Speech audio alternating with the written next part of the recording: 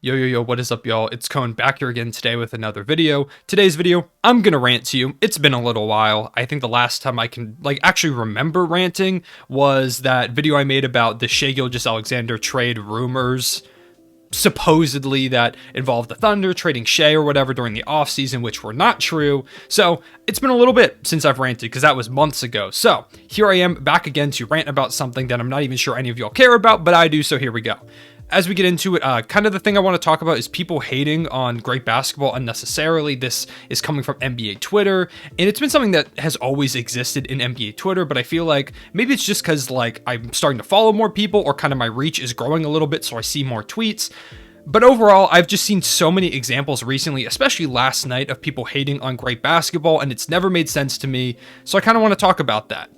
The play that mainly I'm talking about that kind of inspired me making this video, finally, I've wanted to make it for a bit, is Steph Curry's game winner last night against the Rockets. He had a step back mid-range jumper, if you didn't know, at the buzzer to beat the Houston Rockets, and was a really close back and forth game, a game that Steph Curry really struggled in, and the Warriors as a team have been struggling a lot recently, especially for a team that many people, me included, see as a contending team. Without Draymond Green, they've really been struggling to kind of find a rhythm. So this feels like a game where it was kind of like a frustration game. They were playing this team that is worse than them. They know they're worse than them and that they should beat them, but they were struggling all game. Steph Curry didn't shoot very well, and in the end, he ends up hitting the game winner, hitting the clutch moment. His first ever buzzer beater game winner, by the way, which is kind of insane to me for how many clutch plays Steph Curry has made over the course of his career. It's kind of nuts that this was the first buzzer beater one, but overall, it was just a big moment for the Golden State Warriors. They finally get over those frustrations. They finally win this game after fighting back and forth. It kind of felt like maybe this could be a momentum-shifting win where they get out of the slump. Maybe Steph now, after making that shot and being so frustrated, this is it. This is where he turns it around. He gets out of that slump and returns to the Steph Curry that was at peak MVP form at the start of the season. Maybe this is their turning point. They were celebrating. They were all hype. The Warriors fans were going crazy. It was just a really great moment for basketball and a great basketball game in general, both from the Warriors and from the Rockets as a young team fighting back. So it was just a cool moment. And then I go on Twitter, which was my first mistake, and all I see are people mad, pissed off. Steph Curry shot terribly. Why is he celebrating a game winner? It was against the Rockets. Why are the Warriors celebrating? Who cares? It was against the Rockets. They're not a very good team. Why are they acting like it's the NBA Finals? You know, stuff like that. Stuff you've probably seen before. And it's just so obnoxious. It's just, I'm over it because it doesn't make sense to me. It just does not kind of compute in my head. When I see a great basketball play like Steph Curry hitting a game winner, my first reaction is to go to Twitter and tweet out, that was insane, like that was super cool, stuff like that. That's my first reaction, is to celebrate the play. I've never once thought about seeing a great basketball play and going, oh, why is he celebrating that? He only shot, 10 for 27 or whatever. Like, why does that come to your mind? It doesn't make any sense to me. Like, a guy hitting a game winner against a bad team is worse because it's a bad team. It's still a clutch game winner. It's not like the Warriors lost and they're going out there celebrating or whatever because they're like, oh, we gave it our best try. No, they won the game and they hit a game winner. You would celebrate too. If anyone's favorite team, if the Thunder, back when the KD Russ era, if one of those guys hit a game winner, I don't care what team it was against. It could have been against that Sixers team that had one of the worst records in NBA history. I don't care. I'm still going to celebrate my guys hitting a game winner. That's super exciting. It's a big clutch moment. Sure, I'm going to be like, we probably shouldn't have been in that game till the end, but that game winner was awesome. That was a super cool play. So it's never really made sense to me. And it's not just Steph Curry's game winner. It's all great basketball plays. Another big example of it was Joel Embiid. He dropped 50 on the Magic. I made that whole video about it. Oh, shout out to y'all, by the way. You gave hella support on that video. It was amazing. But Joel Embiid dropped 50 on the Magic in 27 minutes, which, by the way, is the second lowest minutes in a 50-point game in the shot clock era, which goes back to the mid-50s, I think 55, 56. So in that huge span of time, only one person, and I don't remember who it was, only one person has had less minutes in a game where they dropped 50. That's ridiculous. And not only that, but he shot like 74%. He was so dominant. But because it was the Magic, people were like, oh, I'm not impressed. They're like, oh, it was against the Orlando Magic. Oh, he was going up against Mo Bamba. Oh, Mo Bamba had a good game. Like, that somehow discounts the fact that he did something that only one player has done better than him in NBA history since it was recorded. and yet you still somehow find a way to like trash talk that. That's your first thought, isn't that, oh my God, how did he do that in 27 minutes? And I'm not saying this is a majority of people, because it's not. Because I mostly follow people that are positive, but I do see a lot of people, because I follow like 13,000 people, I think, which honestly is too much. But I see so many of these tweets, and they're not a majority, but they do stick out a lot more, because they don't make sense to me. When I see like praise, I'm like, oh, okay, that's what I'm thinking too. But obviously when you see stuff that kind of is a disconnect from your opinion, you're like, whoa, what the heck? So it's not a majority, but it still is way too many people.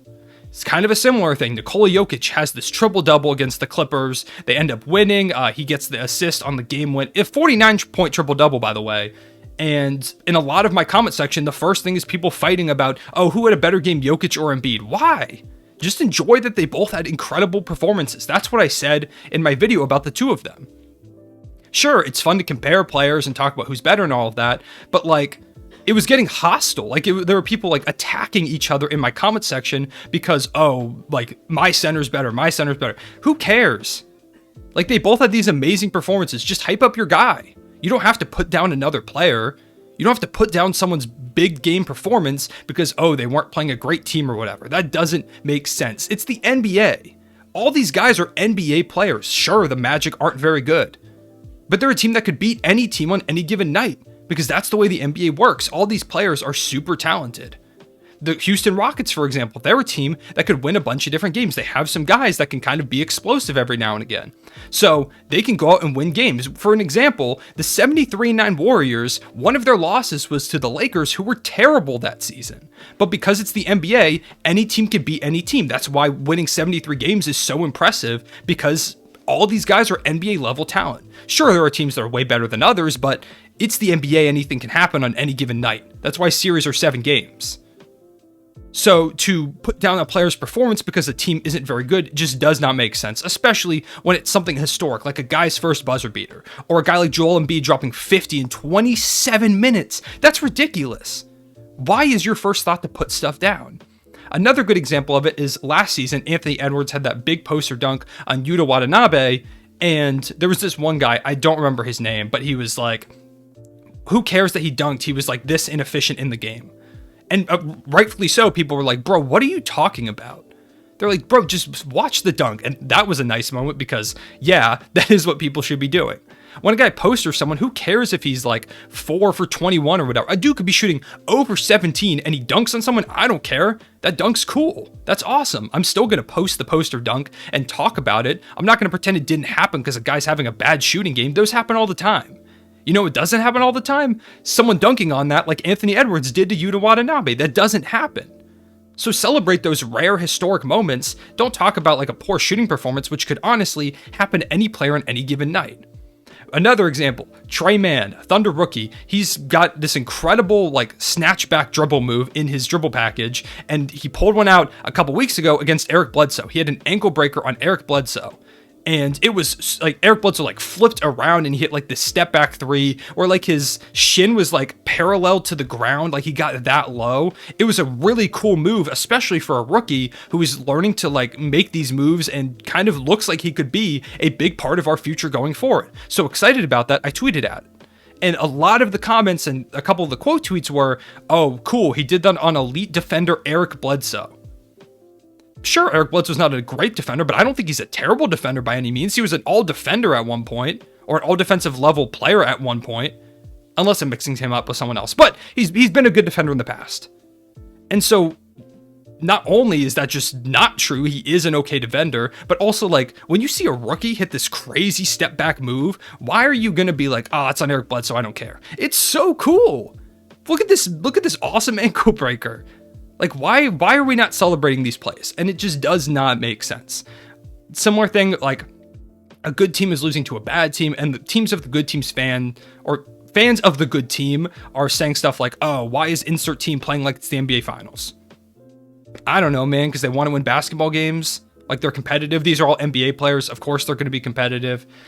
It's just, all this stuff, like, combined just does not make sense to me. And I'm sick of it. I need to unfollow a lot of people on Twitter because of stuff like this. Because I'm not trying to see people, when I see this like, for example, if I see SGA hit a game winner, I'm trying to see people celebrate that.